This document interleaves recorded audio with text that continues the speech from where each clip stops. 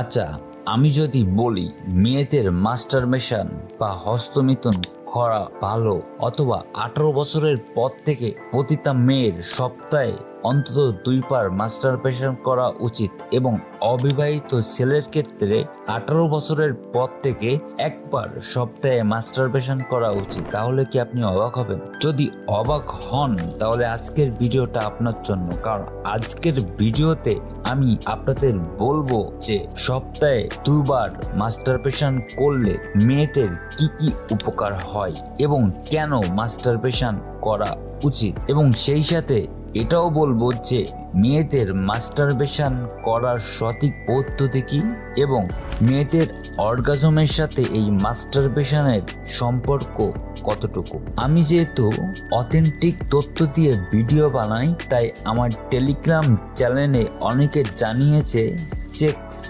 বা যৌনতা নিয়ে বিজ্ঞানভিত্তিক তথ্য তুলে ধরে কিছু ভিডিও বানাতে। তাই আমি চিন্তা করছি যে সেক্স এডুকেশন নামে একটা প্লেলিস্ট তৈরি করে তার মধ্যে কয়েকটা অথেন্টিক তথ্য সহ, রেফারেন্স দিয়ে, রিসার্চ পেপার সহ ভিডিও আপনাদেরকে বানিয়ে দিব। আচ্ছা, একটু বলে রাখি যে যারা আমার টেলিগ্রাম চ্যানেল অথবা ফেসবুক পেজে এখনো ফলো অথবা সাবস্ক্রাইব করেননি, ডেসক্রিপশন বক্সে লিংক দেওয়া থাকবে, আপনারা চাইলে সেখান থেকে ফলো বা সাবস্ক্রাইব করতে পারেন।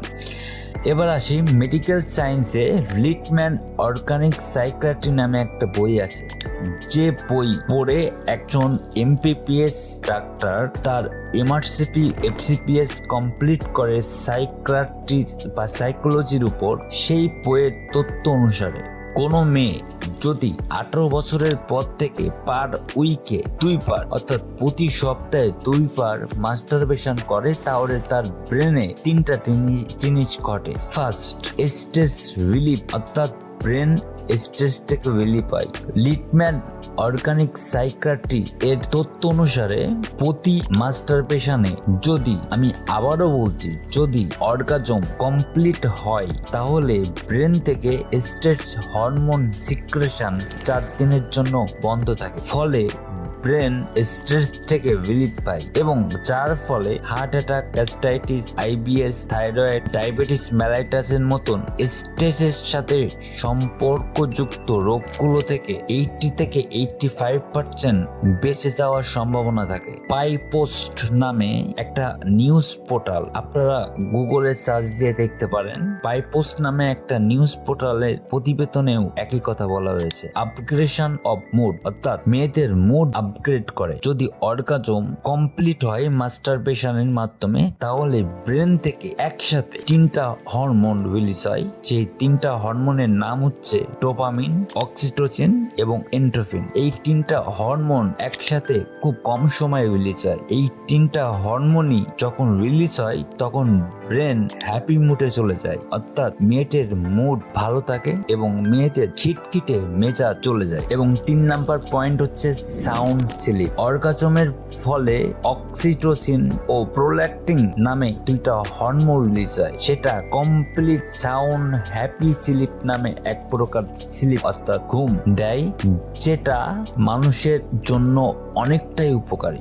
ডেভিডসনে বলা হয়েছে কমপ্লিট সাউন্ড স্লিপ আপনাকে 72টা মেজর রোগ থেকে মুক্তি দেয়, এবং প্রোল্যাক্টিন হরমোন রিলিজ হলে ব্রেন থেকে, যদি প্রোল্যাক্টিন হরমোন রিলিজ হয় তাহলে ব্রেস্ট ক্যান্সার না হওয়ার ঝুঁকি 95 থেকে 99% কমে যায়। অন্যান্য উপকারিতার মধ্যে যদি বলতে হয় তাহলে মাস্টারবেশন করলে মাসিকের ব্যথা কমে, এবং তাছাড়া আমাদের পেলভিক মাসেল অর্থাৎ মেয়েদের পেলভিক মাসেল শক্ত হয়, যার ফলে মাজার ব্যথা বয়সকালে না হওয়ার সম্ভাবনা অনেকটাই কমে যায়। অনেকে প্রশ্ন করতে পারে বিয়ের পরে কি মাস্টারবেশন করা উচিত? তাহলে এই কথার ভিত্তিতে আমি একটা রিসার্চ পেপারে কয়েকটা তথ্য তুলে ধরি। সাধারণত মানুষ ভাবে বিয়ের পরে মাস্টারবেশন করাটা উচিত না, কিন্তু রয়্যাল একাডেমি অফ ইউকে এবং পাবমেড নামে 2টা প্রতিষ্ঠান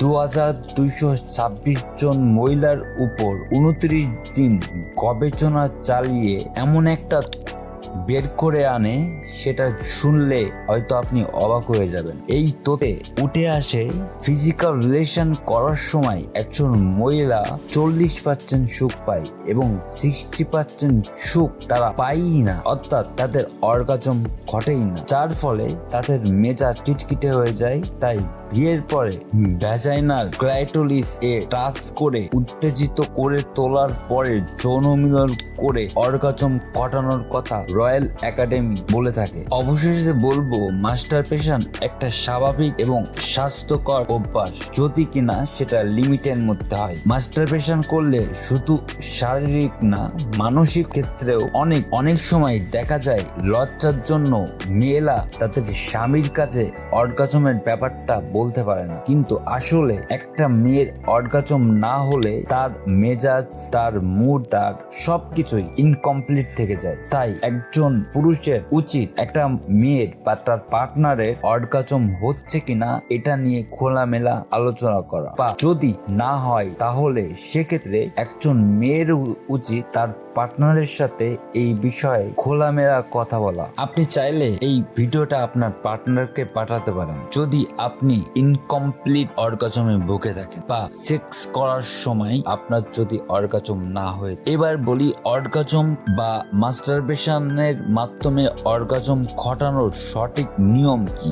মাস্টারবেশনের মাধ্যমে অর্গাজম ঘটানোর সঠিক নিয়ম হচ্ছে ভ্যাজাইনার একটা অংশ থাকে, সেটাকে বলা হয় ক্লাইটোরিস। এই ক্লাইটোরিসে প্রথমে ধীরে ধীরে ফ্র্যাকশন অর্থাৎ চাপ দেওয়া বা ঘষা দেওয়া, পরে ধীরে ধীরে ফ্র্যাকশনের পরিমাণ বাড়ানো এবং একটা পর্যায়ে গিয়ে এটাকে আবার স্লো করে নিয়ে আসে। এর ফলে অর্গাজম করে থাকে। কিন্তু এই ক্ষেত্রে অবশ্যই মনে রাখতে হবে হাত এবং অর্গাজমের আগে ভ্যাজাইনা খুব ভালোভাবে পরিষ্কার করতে হবে, কারণ মেয়েদের শরীরে একমাত্র ভ্যাজাইনাই হচ্ছে সবচেয়ে সেন্সিটিভ অর্গান বা সবচেয়ে সেন্সিটিভ জায়গা। তো আজকের ভিডিওটা এই পর্যন্ত। ভিডিওটা যদি ভালো লাগে এবং যদি মনে হয় যে ভিডিওটা ইনফরমেটিভ তাহলে শেয়ার করতে পারেন এবং আমার চ্যানেলটাকে সাবস্ক্রাইব করে রাখতে পারেন এবং পাশে থাকা বেল আইকন প্রেস করে দিতে পারেন, যাতে পরবর্তী নোটিফিকেশন আসলে আপনার কাছে খুব দ্রুত চলে যায় এবং আপনি সেটাকে দেখতে পারেন।